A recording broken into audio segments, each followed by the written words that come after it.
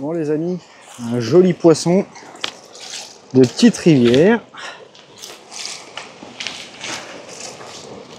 J'avais 1 heure de pause repas, on pose 2 cannes et regardez, sans préamorçage, sans rien, avec les billes épices. Je crois que les bouillettes épices, ça va être mes nouvelles copines. Pêche instantanée, parfait. 20 minutes de pêche et run. Impeccable. Donc là, on ouvre le bal et on se retrouve ce soir, après le travail, pour une petite nuit en rivière et une pêche sur la mobilité. Moi, je vais retourner travailler et on se retrouve ce soir.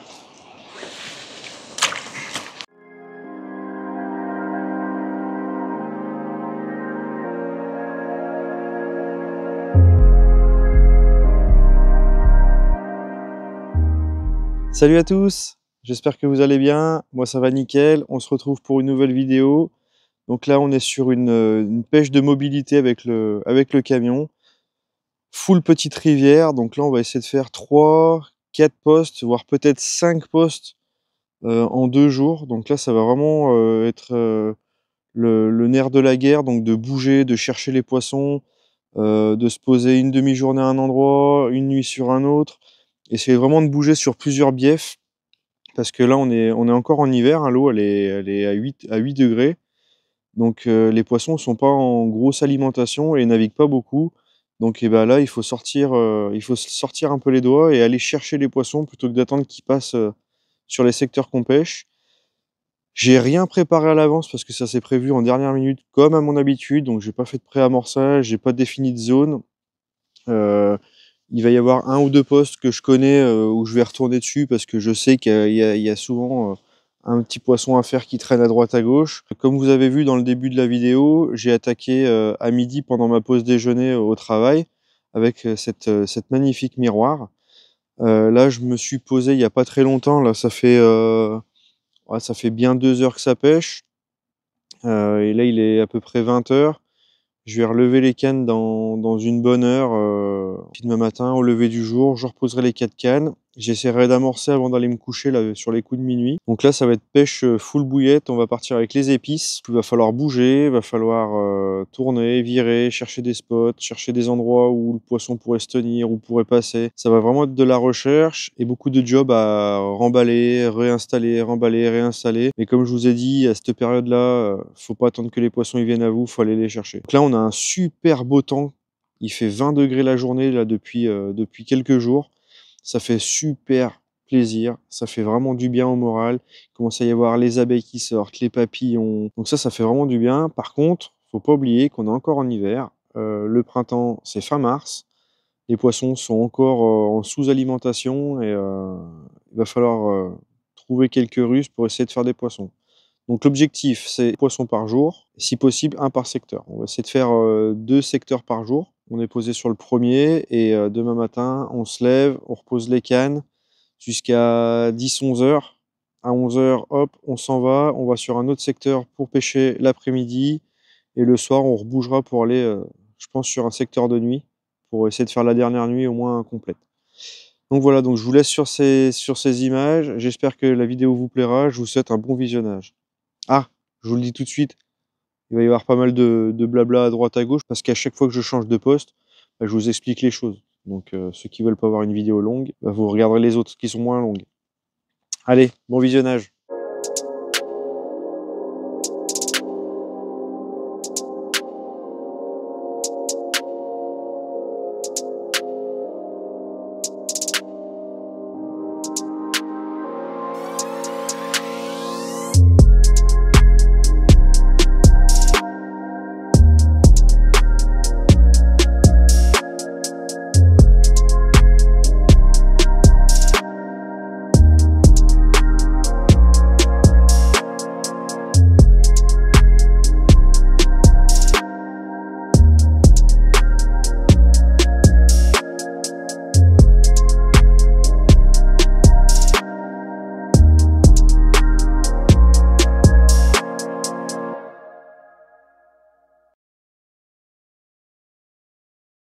Bon les amis, et ben premier poisson de cette journée.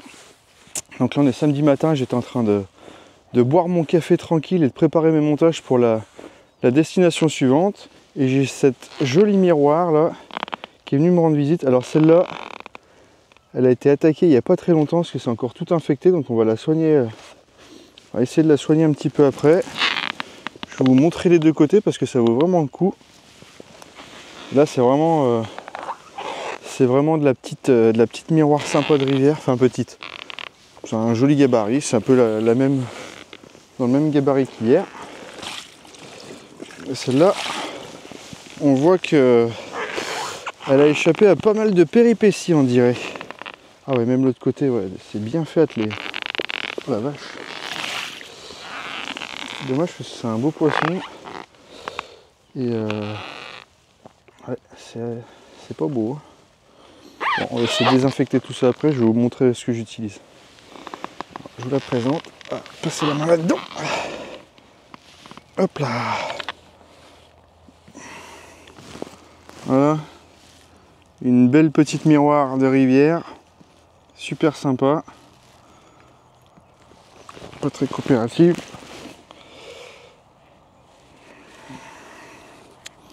Voilà, super.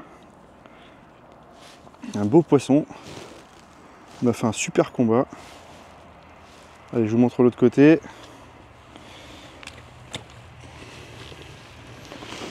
Beaucoup moins joli. Je pense, vu comme c'est bien râpé là, à mon avis, on doit avoir un joli silure dans le coin. Et qui doit avoir peut-être les yeux un peu plus gros que le ventre.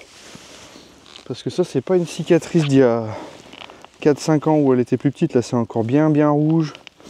C'est un peu purulent. Ouais. On va essayer de soigner ça correctement, mais je promets rien, ma vieille. Hop là. Voilà, super poisson. Regardez-moi ça. C'est beau, hein? Et là, on voit bien qu'elle a été massacrée, la pauvre. On voit bien la trace rouge là. Ça ressemble bien à une dentition de glane. Super.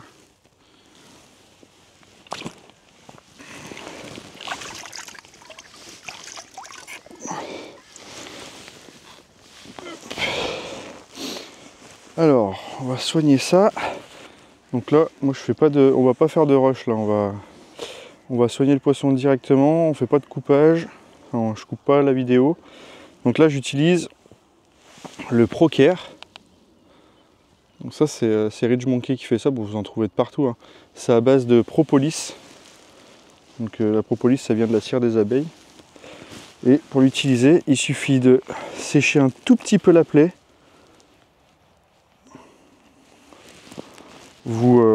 Ça après, vous le lavez bien, vous essuyez pas les mains et le visage avec, hein, on est bien d'accord. Donc hop, on va en mettre. Je vais essayer de vous rediriger sur le poisson. Voilà, donc là, on va en mettre quelques gouttes sur la plaie.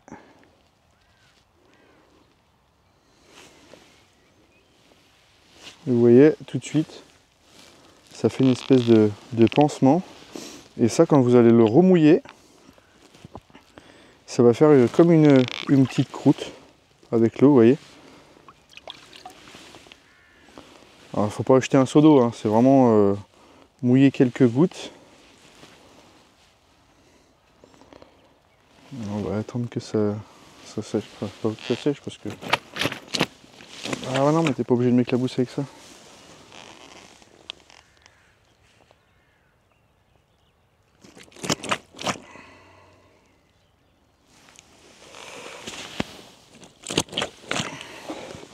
Allez, on va vite la remettre à l'eau. Donc là, on a fait du temps réel, hein. On se boit le dernier petit café là, je remballe et puis on va aller s'installer sur un autre poste pour la journée. Et ensuite, fin de journée, on ira sur un autre secteur, sûrement en pêche de nuit pour être tranquille. Là, cette nuit, du coup, j'ai pas pêché. Ouais, j'avais pas envie de trop prendre de risques. Je savais pas trop comment avaient changé un peu les habitudes des gens, et si c'était autant pêché qu'avant ou pas. J'ai pas l'impression. Bon, j'ai vu quelques traces de voitures, de trucs comme ça, mais c'est rien de folichon. Après, bon, on est encore en hiver, donc les gens sont encore un peu chez eux, mais bon, j'ai pas voulu prendre de risques. On respecte, comme ça, je suis tranquille. Je peux me reposer un peu la nuit. Et puis, parce que le problème, c'est qu'ici, si les chenilles rentrent, ah, bah, vous passez une nuit blanche, hein. Parce que là, c'est toutes les cannes qui prennent des jetons, ça tape dans tous les sens.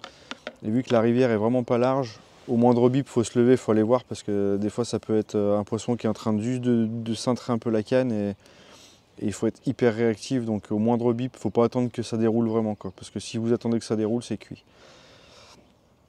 Donc voilà, donc là j'ai tout fait sécher, enfin c'est tout en train de sécher, je me bois mon dernier café, je vais commencer à ranger 2-3 bricoles et puis remballer les cannes tranquillement. Je m'arrête au magasin faire 2-3 courses et puis on va s'installer pour la journée sur un nouveau poste.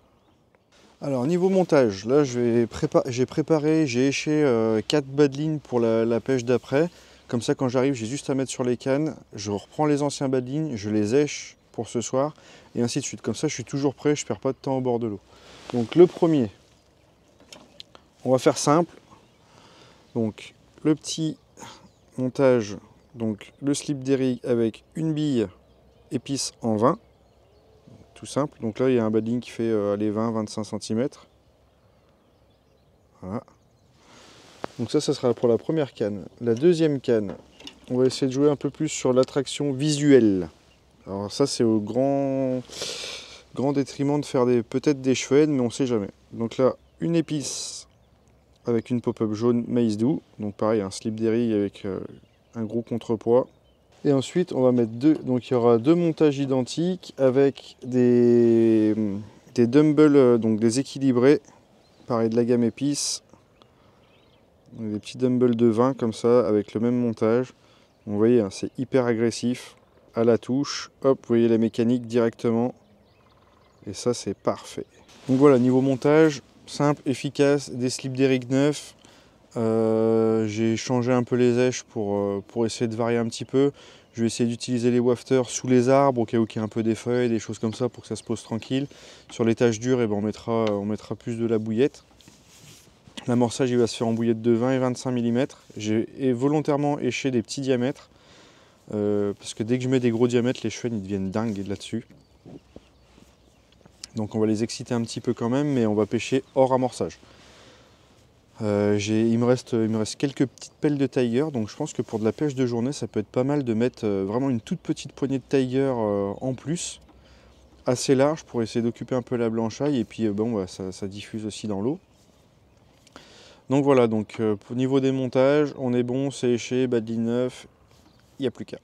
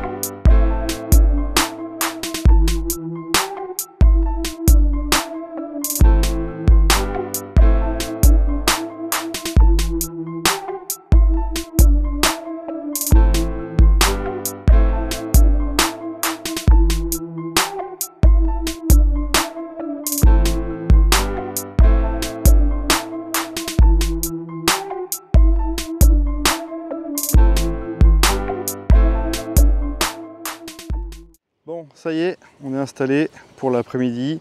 Il est 11h30, donc j'ai mis 30 minutes à me poser. Alors c'est un poste que je connais pas, je ne l'ai jamais pêché celui-là. Je suis passé plusieurs fois devant, j'ai été le voir plusieurs fois et je me suis tordu un peu l'esprit à me dire ouais, je vais le pêcher comment, comment je vais faire pour épuiser les poissons, machin. Parce que toutes les fois où je suis venu voir, il y avait beaucoup de ronciers, il y avait beaucoup d'arbustes, c'était un peu galère.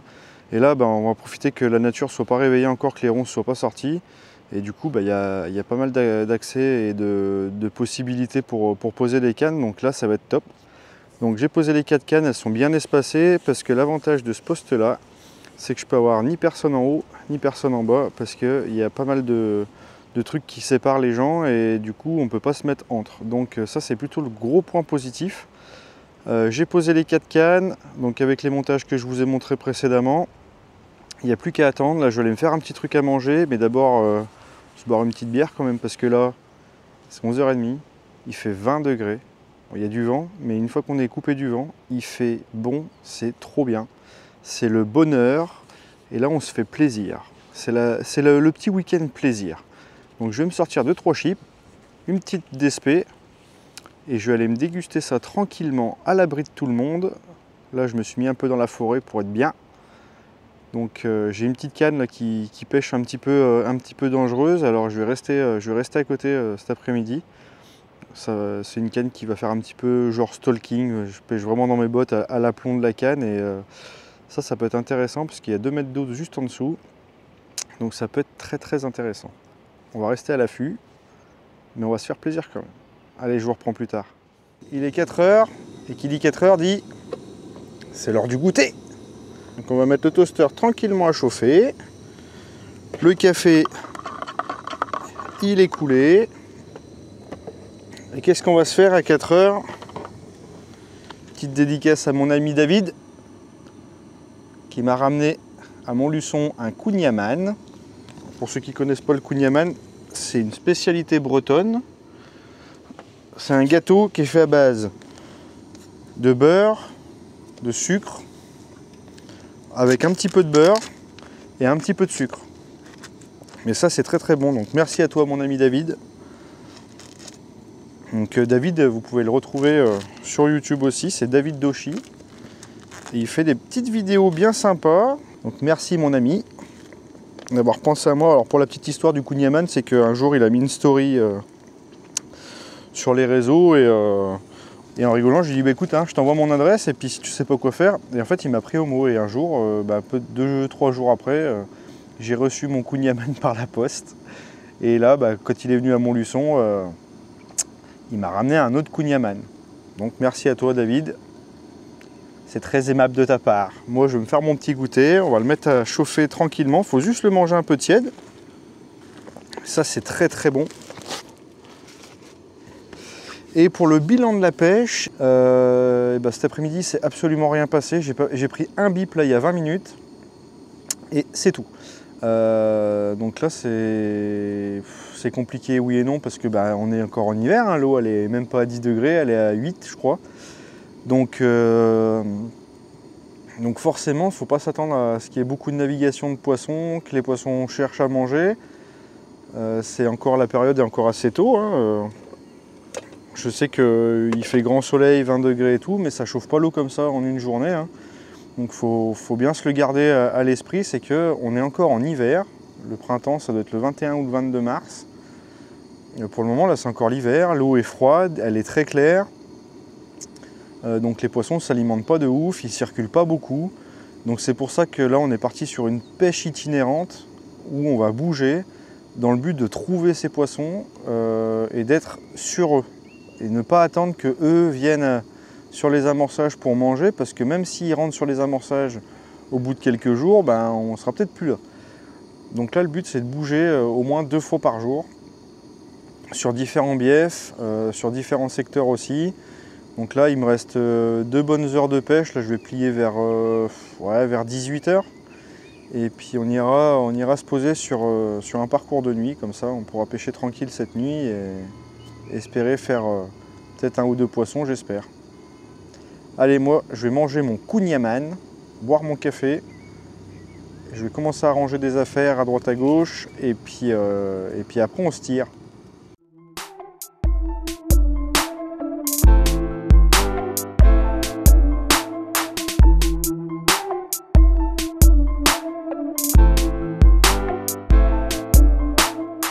Les amis, j'en profite pour vous faire une petite parenthèse de retour sur la batterie Flash Fish. Bon, il n'y en a pas pour bien longtemps.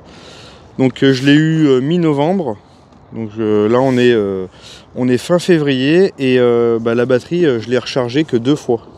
Donc, et 2 fois sans l'avoir descendu à 0.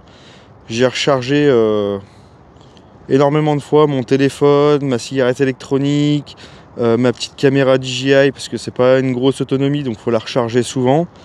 Et franchement, c'est un allié vraiment utile.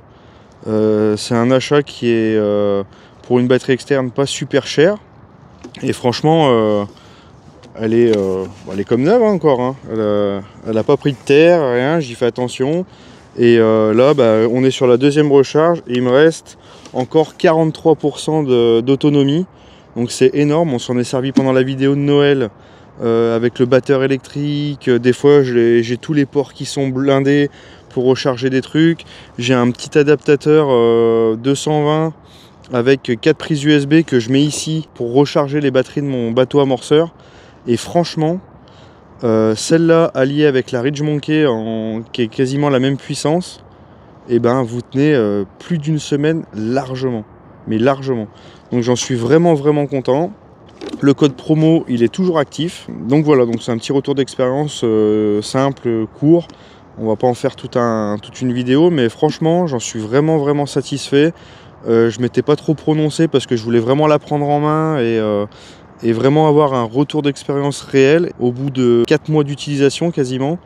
En plus je l'ai eu que sur la fin d'année, donc là où les jours sont le plus courts et il fait souvent nuit, donc j'ai souvent rechargé mes lampes de bivy, ma lampe frontale, téléphone et tout ce qui s'ensuit, et franchement ça tient de ouf. J'en suis vraiment content. Donc pour ceux qui hésitaient encore, vous avez encore le code promo qui est actif, que je vous mets en dessous de la vidéo. Et franchement c'est un petit achat qui est vraiment sympa et qui peut servir dans plein d'autres domaines que la pêche. Allez, on repart sur la vidéo. Bon les amis, ça y est, on est arrivé sur le dernier secteur. Donc là, il est 17-18 heures, quelque chose comme ça. Il y a quelques nuages, le soleil s'est caché un petit peu. C'est dommage parce que j'étais bien au soleil. Donc là, j'ai enfin pu trouver le secteur de nuit. Merci à Anthony. Je vais préparer des montages pour demain matin. Alors demain matin, je ne sais pas si on va bouger, on verra. Suivant les résultats de la nuit. Hein. Pour la pêche, on continue avec les épices, les mêmes montages. Et puis on va voir ce que ça donne. Donc voilà, bon, j'ai pas grand chose de plus à vous raconter. Je vais aller me faire un petit apéritif. Et puis ensuite, je vais aller regarder un film tranquillement, en espérant ne pas pouvoir le regarder en une fois. Et puis on se revoit un peu plus tard si jamais il y a un poisson.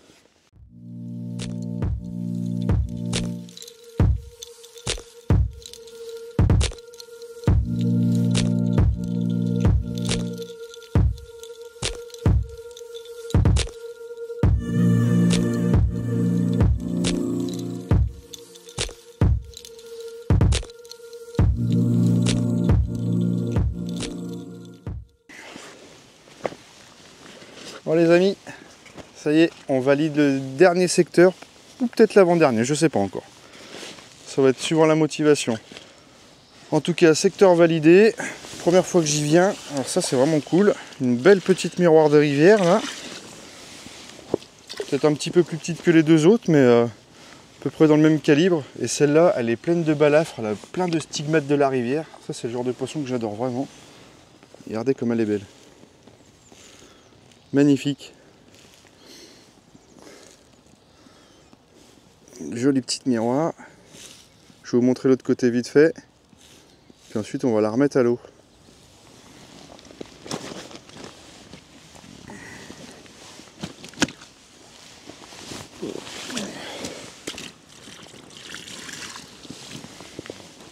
Hop. On mouille bien ces poissons parce que bon, les poissons pleins de savon, c'est moche. Voilà, parfait. Et ça fait le 3e poisson, hein. C'est pas mal. C'est pas mal. Impeccable. Allez ma belle, je te remets vite à l'eau.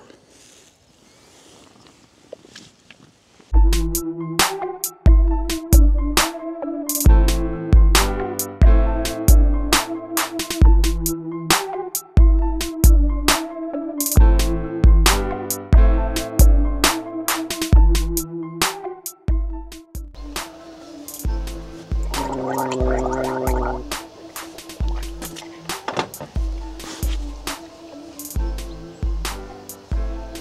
merde. C'était la serviette où je m'essuie les mains avec les poissons. Non, c'est une blague.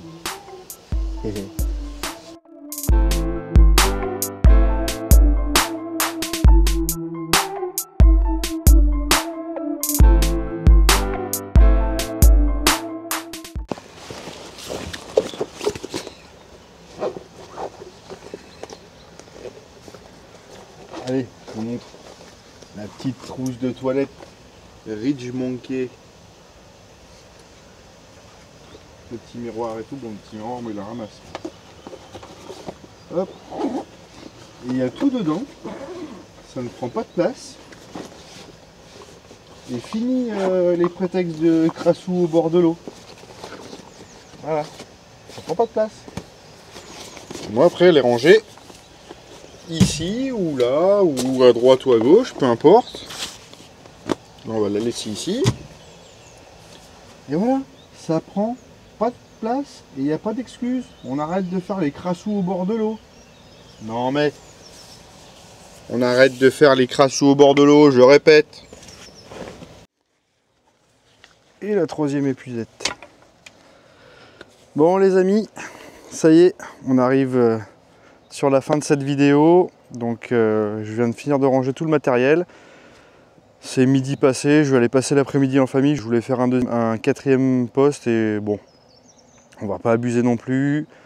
Là, monter et démonter le matériel sans arrêt, c'est assez chronophage. Hein. Plus tourner des images et tout ça, c'est beaucoup de temps.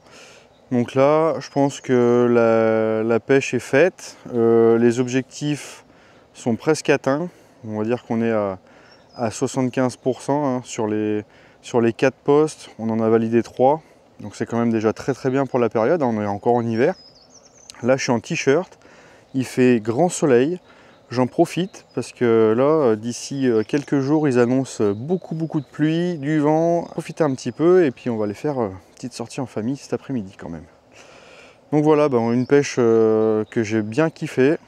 Alors c'est comme je vous ai dit, hein, c'est très chronophage, mais ça vaut vraiment le détour. Ça permet de voir plein de choses. Ça permet de s'adapter tout de suite parce qu'il y a très peu de temps pour s'installer, pour faire un poisson. Donc ça fait vraiment plaisir. Donc là, il n'y a pas de chichi, il n'y a pas de blabla, il n'y a pas de mensonge ou quoi que ce soit. C'est vraiment, je suis parti de vendredi soir jusqu'à là, dimanche midi. Et j'ai fait le premier poste, donc vendredi midi, pendant ma pause repas. Donc ça compte comme un des postes parce que ça faisait partie de mon projet que j'avais en tête. Même si j'ai déjà fait des poissons et que je l'ai déjà pêché, le but c'était de partir de ça. Donc premier poisson validé, cette belle miroir là, pris en 20 ou 25 minutes de pêche, top, terrible. Ensuite, on a changé de bief, on est allé passer la nuit sur un autre où j'ai pas pêché, j'ai reposé les cannes très tôt le matin. Là je fais ce deuxième poisson, donc parfait, une belle miroir avec l'entaille, la mâchoire du silure et tout ça, enfin, c'était vraiment impressionnant. Je ne pensais pas que ça s'attaquait à aussi gros. Donc ça veut dire qu'il y a quand même quelques gros bébés dans ce bief là. Moi j'en ai jamais croisé, j'en ai fait quelques-uns mais des petits. Donc ça, étape numéro 2 validée. Ensuite on est parti pêcher l'après-midi sur un autre poste où là il s'est absolument rien passé. J'ai dû prendre un bip, je crois, sur une des 4 cannes, mais c'est tout. Et en plus il s'est rien passé. Et en plus de ça, là où je suis dégoûté, c'est que j'ai loupé le match France-Irlande. Heureusement qu'il y a que j'ai regardé la rediffusion ce matin. Et ensuite, hier soir, donc bon, plan un peu galère, j'arrivais pas à trouver le secteur, donc Anthony m'a guidé et m'a dit bah tiens c'est par là, par là, par là. Donc j'ai trouvé le secteur, je me suis posé, il m'avait donné quelques infos. Lui il y avait pêché la veille où il avait fait 2 beaux poissons. Donc moi j'ai pêché entre guillemets à sa place. Hein. Comme je vous ai dit, on est tous le crabe de quelqu'un. Non, je plaisante, c'est vraiment gentil de sa part. Il aurait pu me dire qu'il ne savait pas ou qu'il pêchait en ce moment et qu'il voulait être tranquille, donc merci à lui. Le partage, vous voyez, ça va dans les deux sens. Ça peut être bon comme mauvais, là on a du bon. Et des fois, de trop partager des choses, ça peut apporter du mauvais. Donc ça c'est la petite aparté. Ensuite, eh ben, cette nuit il s'est rien passé, pourtant les cannes elles ont pêché. Et il n'y a que ce matin à 6h30, 7h, où je fais une touche, là, vraiment la canne dans mes bottes à 3 mètres du bord.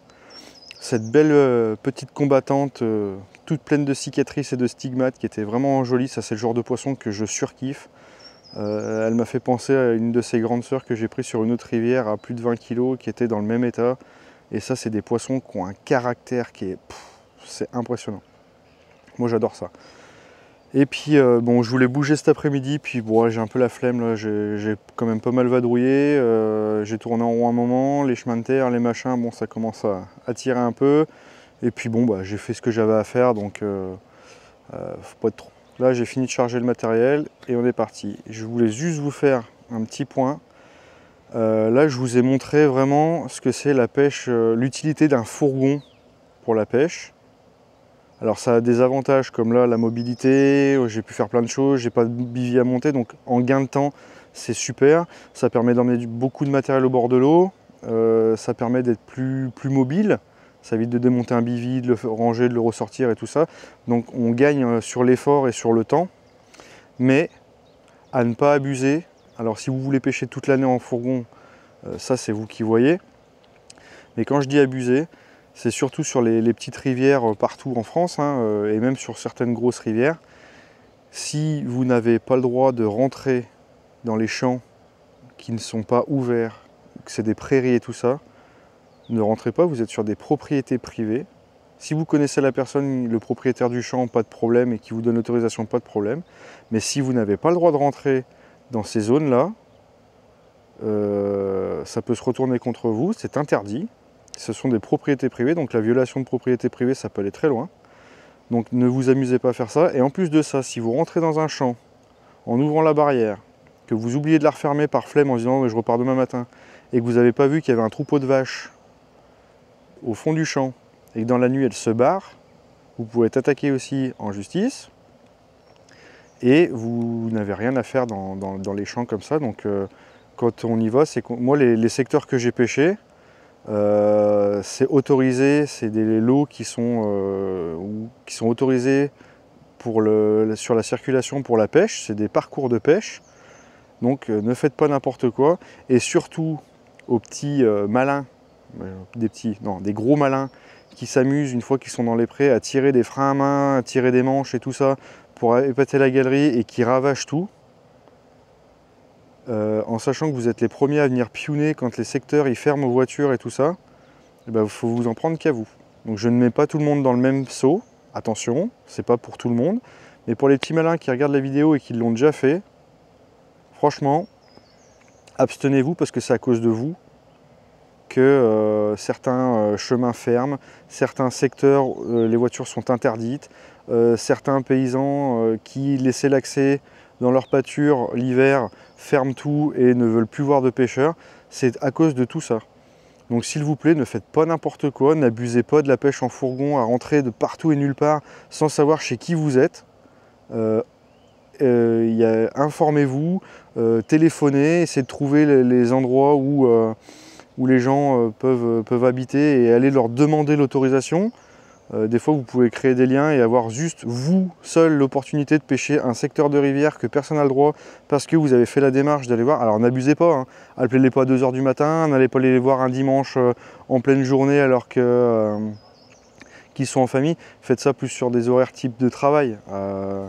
Mais franchement, là, sur les 3-4 secteurs que j'ai fait, bah, à chaque fois, il y a des traces de bagnole, des ronds, des machins.